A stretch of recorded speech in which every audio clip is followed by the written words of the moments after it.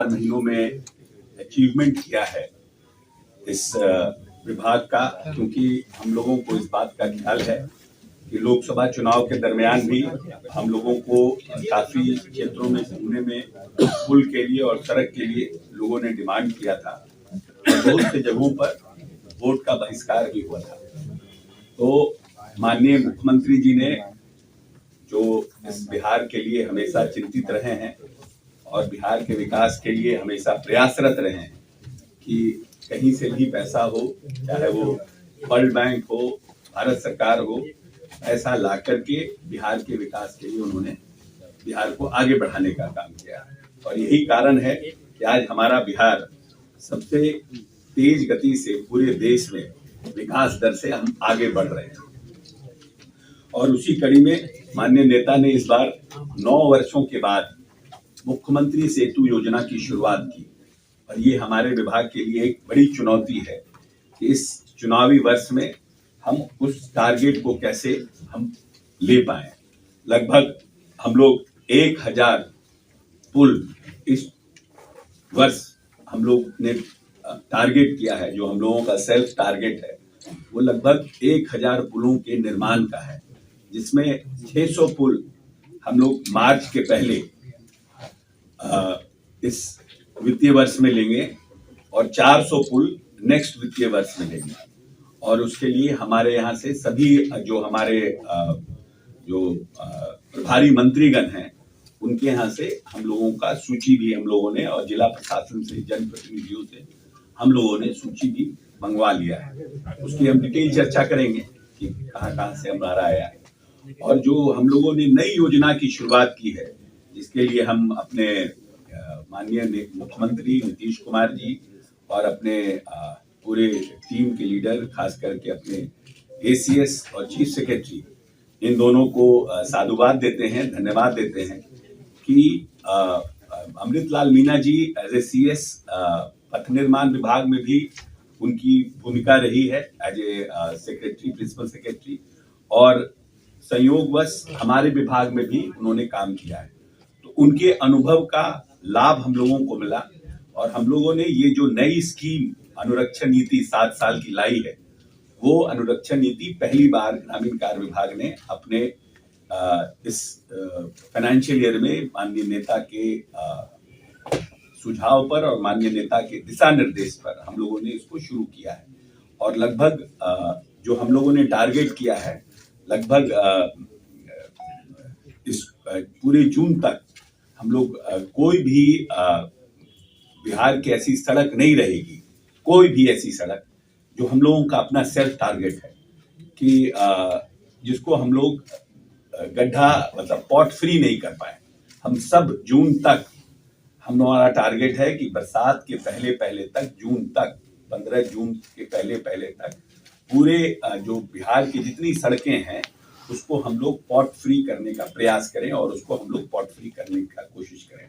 और इस परिप्रेक्ष्य में हम लोग बहुत से डीपीआर को हम लोगों ने बनवाया है। 14/11/24 को मत संख्या 3 के रूप में ये हम लोगों ने ग्रामीण सड़क सुदृढ़ीकरण एवं प्रबंधन कार्यक्रम को हम लोगों ने शुरू किया है। और इसमें 7 वर्ष का जो हम लोगों ने प्लान बनाया है, इसमें राइडिंग क्वालिटी मानक के अनुरूप रखा गया है। और इसका सबसे बड़ा इसका अचीवमेंट है कि इसमें रैपिड रिस्पांस व्हीकल हर एक कॉन्ट्रैक्टर को रखना जरूरी है, मैंडेटरी है कि अगर कहीं कोई डिफेक्ट है। और आपको याद होगा हम लोगों ने एक ऐप भी लॉन्च किया है, उस ऐप का भी बहुत अच्छा रिस्पांस है। हमारा बिहार हमारी सड़क जो ऐप माननीय नेता मुख्यमंत्री जी ने इसको लॉन्च किया था, उसका भी बहुत अच्छा रिस्पांस है।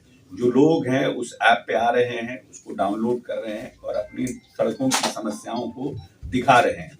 तो भविष्य में जब हम इन सड़कों को बनवा लेंगे और इस पर हम कॉन्ट्रैक्टर ले आएंगे, तो जो जनता हमारी रहेगी या जो हमारे जनप्रतिनिधि रहेंगे, जो कॉन्शियस हमारे सिटीजन है, संवेदनशील जनता है, जिनको सरकार के पैसे के खर्च के वैल्यू का पता है, वो कम से कम सेंसिटिव होकर के उस ऐप पर अगर रिस्पॉन्ड करेंगे, तो ये जो हमारा रैपिड रिस्पॉन्स व्हीकल है, ये उस परिप्रेक्ष्य में ये इफेक्टिवली काम कर पाएगा।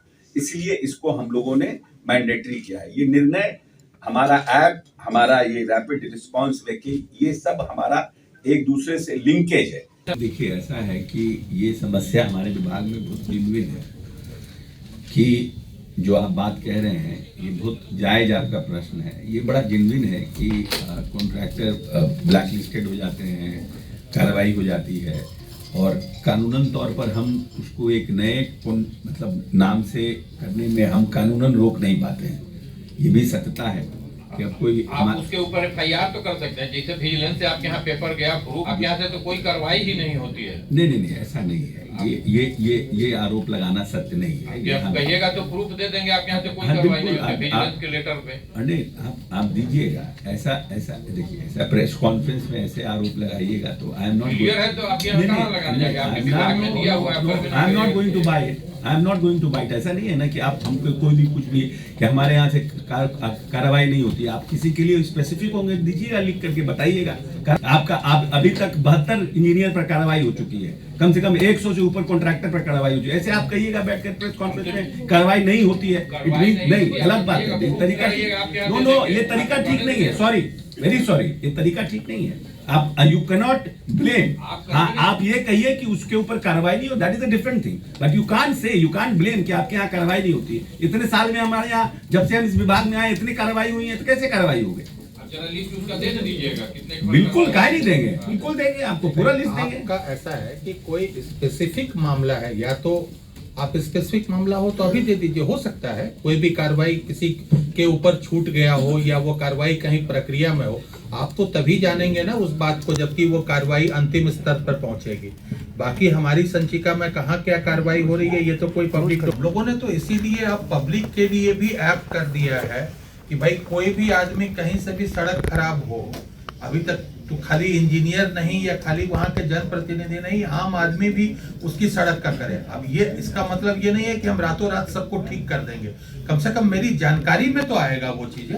उसी तरह से एक जनता होने के नाते आप पत्रकार हैं, आपका ये कर्तव्य है कि कोई हमारे डिपार्टमेंट के स्तर से कोई ढिलाई अगर आपको परिलक्षित हो रही है, आप बिल्कुल उसको मेरी नजर में लाइए, बजाय प्रेस कॉन्फ्रेंस के। या यहाँ पर आपने उठाया भी है, आप अलग से कभी भी मिल लीजिए, हम तो 24 घंटे मिलते हैं, जितने देर ऑफिस में रहते हैं, कभी भी आके मिल के दे दें।